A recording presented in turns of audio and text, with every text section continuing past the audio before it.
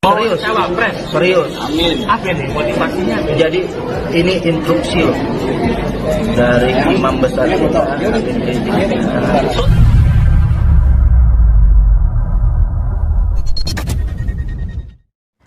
Assalamualaikum warahmatullahi wabarakatuh. Hamdan syukranillah amma ba'd. Sahabat Indonesia Plural yang saya hormati dan saya banggakan, suasana baru di depan rumah ya. Saya sebetulnya mendapatkan video ini udah beberapa hari ke belakang. Cuma saya pikir ngapain sih? Kurang gak jelas. Masa harus ditanggapi. Tapi ketika saya renungkan ulang, ini unik juga untuk kita tertawakan sama-sama. Novel Bakmumin tentang kesiapan dia dan sudah mendapatkan restu dari Habib Rizik untuk menjadi cawapres Anies Rashid Baswedan. Oke, kita simak sama-sama. Apa bahan tertawaan sore ini? Serius, serius. Amin. Apa nih motivasinya? Jadi ini instruksi loh dari imam besar kita.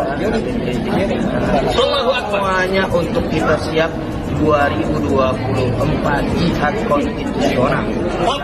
Kita akan meraih daripada jabatan kursi mulai dari RT sampai presiden harus kita raih. Jangan sampai pejabat-pejabat atau penguasa ini dikuasai oleh PKI, oleh orang-orang aliran sesat, penista agama, kelompok-kelompok, karena itu akan menghancurkan negara Indonesia. Untuk itu kita harus semua berjuang.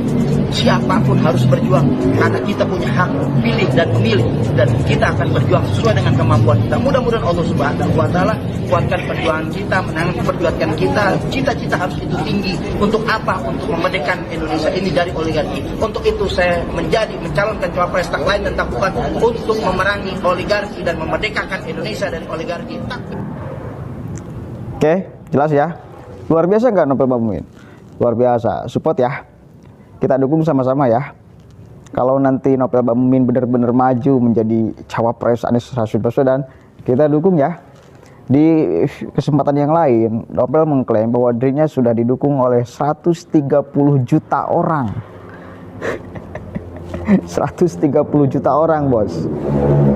Jadi ini Anies Rashid Baswedan sangat akan menyesal ketika tidak memilih Novel Bakmumin sebagai cawapresnya. Apalagi sudah mendapatkan restu dari Al-Imam Al-Habib Muhammad Rizik Syihab. Ini berbahaya sekali. Pak Anies, ini harus dihitung nih Pak Novel, 130 juta orang. Dari mana angkanya? Nggak tahu, ngarang kayaknya. Katanya dari data-data perkumpulan yang reuni 212 itu ya. Apakah benar ada segitu jumlahnya? Tapi ya mudah-mudahan iya ya, kita tertawa aja lah. Bagaimana kemudian semangatnya, perjuangannya ingin melawan oligarki. Kata Novel kan gitu kan, ingin melawan oligarki. Kita tumpas PKI. Kita tumpas ajaran-ajaran Islam yang menyesatkan. Kan modalnya itu keren nggak? Keren banget. Betapa mulia dan hebat cita-cita Novel Bakmumin memberantas oligarki, memperjuangkan tegaknya Islam yang lurus. Hebat kan? Hebat dong. Mesti kita perjuangkan sama-sama. Ya, mesti kita dukung. Benar gak? Siap dukung gak Novel Bakmumin? Siap ya. Cuma saya nggak yakin kalau nanti Anies Rashid Baswedan berpasangan dengan Novel Bakmumin, saya nggak yakinnya ini Surya Paloh nerima atau enggak. Tapi ya wis lah, ini bagian daripada dagelan politik saya kira. Karena ya mereka nggak punya bahan apapun selain daripada berbicara urusan sara, selain daripada berbicara politik identitas. Karena itu model utama mereka. Kalau mereka tidak membicarakan tentang politik identitas, tidak membicarakan ras, suku, agama, itu yang mereka kalang kabut, nggak punya modal apapun. Apa ide besarnya untuk bangsa dan negara ini? Nggak ada. Apa kemudian visi misi yang besar dari mereka untuk kemudian mewujudkan Indonesia supaya yang lebih baik? Ya nggak ada, selain daripada untuk mengeruk suaranya. Itu adalah politik identitas suara. Wah, jualan PKI, jualan penyesatkan. Apa-apaan tuh? Siapa yang Anda maksud PKI? Siapa yang Anda maksud aliran menyesatkan tuh? Aliran sesat itu siapa? Para penista agama itu siapa yang Anda maksud tuh? Jadi Novel Bamumin dan kawan-kawannya selalu ingin mengatakan dan selalu ingin menegaskan bahwa pemerintah hari ini adalah PKI.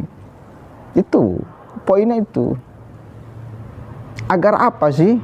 Agar mendapatkan simpati publik, khususnya simpati umat Islam. Oh, benar-benar nih, mereka itu adalah para pejuang, para pembela umat Islam. Kan gitu, kan mereka selalu mengklaim bahwa dirinya adalah pejuang, pembela agama, pembela umat Islam. Kan itu kan. Silakan aja cek tuh apa yang selalu kemudian mereka katakan. Klaimnya kan umat Islam, agama. Padahal lupa ada umat Islam yang lain yang kemudian tidak satu frekuensi dengannya. Dan mereka menganggap bahwa kalau ada orang Islam yang lain yang tidak satu frekuensi dengannya, seolah-olah di luar Islam itu dia. Ya, contoh kasus saja. Sekarang kan lagi rame di Twitter ucapan Gus Yakut soal Islam itu pendatang di Indonesia. Ajaran Islam itu pendatang di Indonesia. Boleh habis-habisan.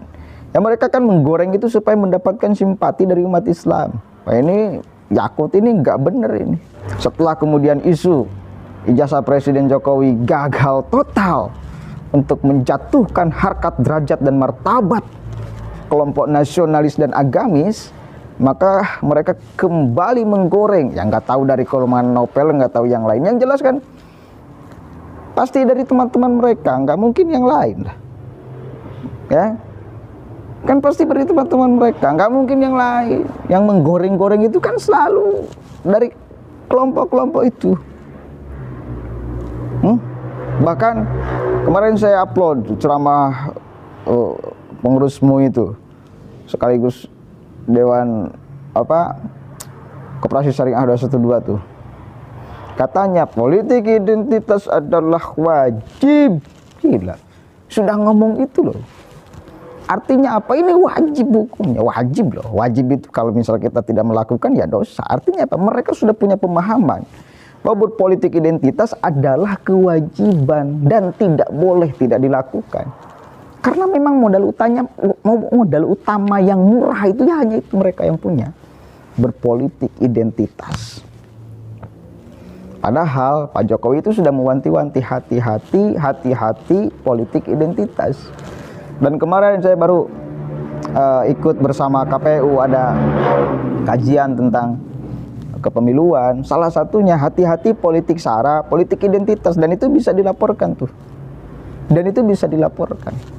Maka kita mesti kemudian meningkatkan kewaspadaan. Kita mesti meningkatkan sebagai kontrol sosial ya untuk menjadikan pemilu 2024 ini sebagai pemilu yang sehat ya, yang tidak memecah belah, yang menjadikan pemimpin yang akan membawa perubahan Indonesia ke arah yang lebih baik ya, tanpa harus adanya politik identitas.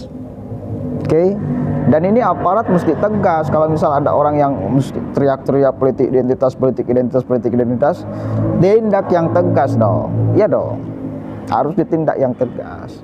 Karena dari ucapan itulah potensi pecah belah itu terjadi. Oke. Mudah-mudahan ada manfaatnya. Dagelan di sore hari ini. Assalamualaikum warahmatullahi wabarakatuh. Salam NKRI.